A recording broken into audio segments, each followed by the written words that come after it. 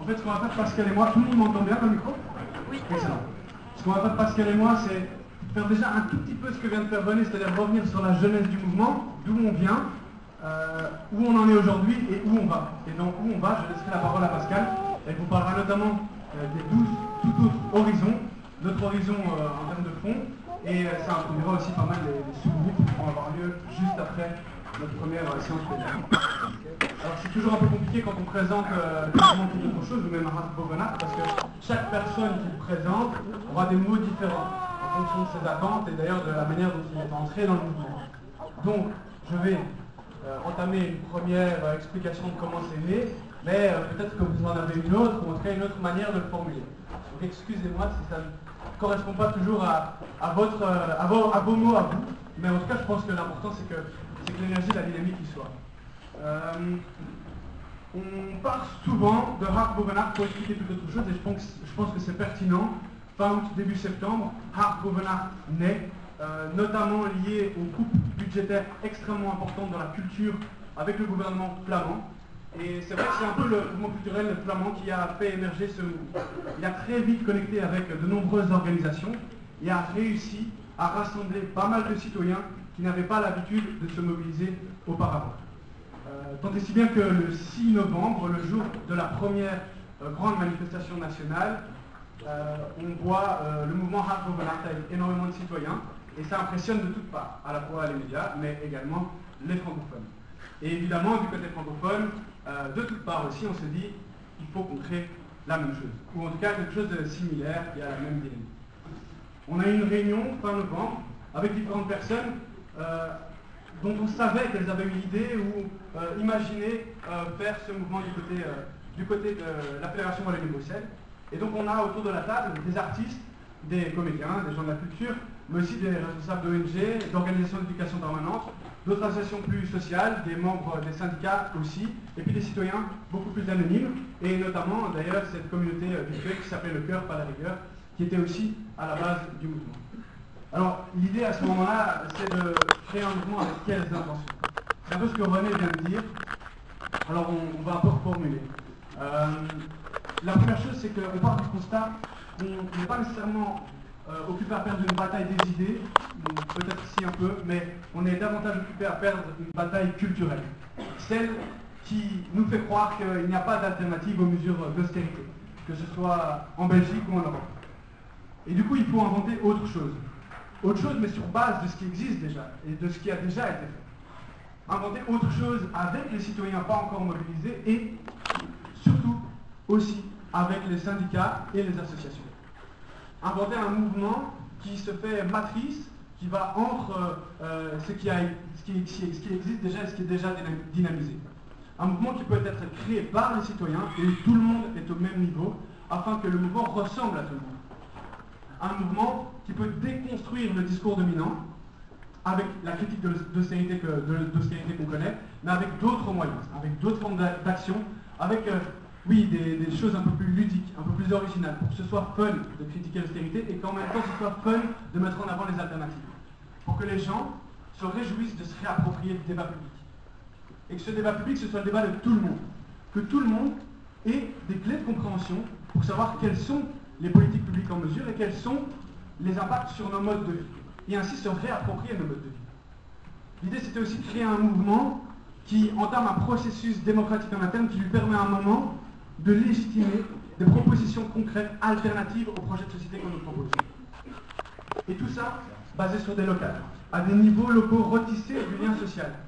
Faire en sorte que des citoyens pas encore mobilisés, mais certes sensibilisés, qui se sentent un peu impuissants, ou qui se sentent dépossédés du pouvoir démocratique, connectent avec d'autres citoyens, en transition, des maisons de jeunes, des gens investis dans les syndicats ou d'autres associations, des locales de bénévoles d'autres associations.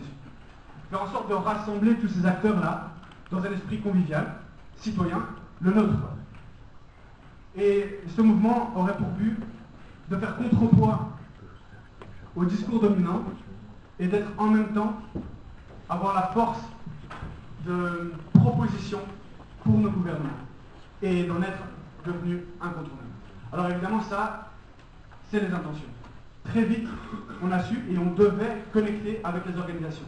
Parce qu'elles, ont l'expérience de ce qui a fonctionné et de ce qui n'a pas fonctionné. Elles nous permettent d'avoir un plaidoyer et un fond aujourd'hui qui nous permet de dire non, l'austérité et les mesures qu'on nous impose sont injustes et inefficaces.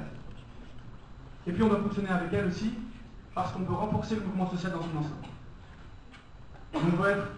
On veut décloisonner, on veut être transpilier, on veut être transversal et parler de toutes les thématiques qui nous touchent. Et les thématiques qui nous touchent, on en parlera après avec les 12 toutes autres raisons. Du coup, on est né le 11 décembre, la veille de la grève générale, qui était le terme. On est né, on a eu un gros engouement public et médiatique. C'est beaucoup de pression. On a mis du temps à se structurer, parce qu'évidemment, quand on disait qu'on ne voulait pas proposer un mouvement clé sur porte, ce n'était pas juste de la communication marketing, c'était vrai. Quand on fait un appel pour créer le mouvement, on n'a pas de structure. Et on s'est dit qu'on verra après. Mais si ce n'est que quand il y a des centaines et des centaines de personnes qui viennent pour créer cette structure avec vous, il faut pouvoir s'organiser. Et effectivement, ça prend du temps. Et effectivement, il y a eu des déçus dans les premiers jours. On avait à peine ouvert les yeux que certains voulaient déjà nous voir rouler en vélo. Merci pour la métaphore. Et donc du coup, effectivement, on a mis un peu de temps à se structurer et à commencer à créer les locales et les groupes thématiques. Mais finalement, on a eu effectivement 2-3 critiques de la non-transparence, etc. La non-transparence, effectivement, oui, il n'y avait pas de forme derrière, donc c'était normal qu'on n'était pas transparent. Mais petit à petit, on voit que ça prend forme. On voit qu'il y a une forme. Et notamment, on peut se réjouir maintenant d'avoir, oui, plus de 8 groupes locaux, un groupe local qui est en construction au Luxembourg, et on voit que ça commence à percoler un peu partout. On peut se réjouir aussi d'avoir participé à plusieurs actions, d'avoir soutenu les syndicats le 15 décembre avec nos moyens, un peu originaux. On peut se réjouir d'avoir fait l'action exclusion avec Acteurs des temps présents, qui est une autre plateforme associative qui existait déjà pendant les vacances, le jour où plus de 30 000 chômeurs ont été exclus de leurs allocations de chômage. On a fait une autre action pour la culture au Maghreb. Et puis on peut se réjouir aussi d'avoir mis sur pied Balapet, déjà, les balises qui balisent notre mouvement dans ses valeurs au niveau de l'éthique, et puis nos 12 tout autres horizons, qui sont les thématiques qu'on veut aborder cette année, et les pistes vers les alternatives qu'on veut pouvoir mettre en avant. Mais tout ça, ça a été fait aussi de manière totalement originale. Il faut vous imaginer que pour la première fois d'entre nous, c'était la première fois qu'on se mettait, pour la plupart d'entre nous, c'était la première fois qu'on se mettait à table avec à la fois un prof dans l'enseignement secondaire, un prof d'université, un éducateur de rue, un syndicaliste, un citoyen totalement lambda, un directeur d'ONG, pour parler des balises d'un mouvement. Et donc effectivement c'est original, mais ça prend du temps. Et il faut faire attention. Y aller pas à pas et ensemble. Alors voilà d'où on vient et voilà où on en est aujourd'hui. Aujourd'hui on a créé des locales, on a des intentions, on a l'opportunité aujourd'hui de faire mouvement. Faire mouvement déjà avec toutes les locales, et c'est une des raisons pour laquelle on fait cette assemblée générale aujourd'hui, c'est faire mouvement en interne. Il est temps de connecter effectivement tous les citoyens qui ne sont pas encore connectés à une locale avec le mouvement plus global. Et puis demain, à la parade, le 29 mars, on fera un mouvement à un niveau national, avec Hart Bovenard. Et c'est notre mission. Alors certes, il y a encore des points sur lesquels on doit s'améliorer. Oui, la communication n'est pas encore super bien. Oui, on n'est pas encore au clair sur le processus démocratique interne qui nous permettra de légitimer des propositions alternatives. Oui, on ne sait pas encore exactement vers quel type d'action et quel type de collaboration on peut avoir avec des propositions qui nous viennent d'autres plateformes. Mais ça vient. Petit à petit, ça va venir.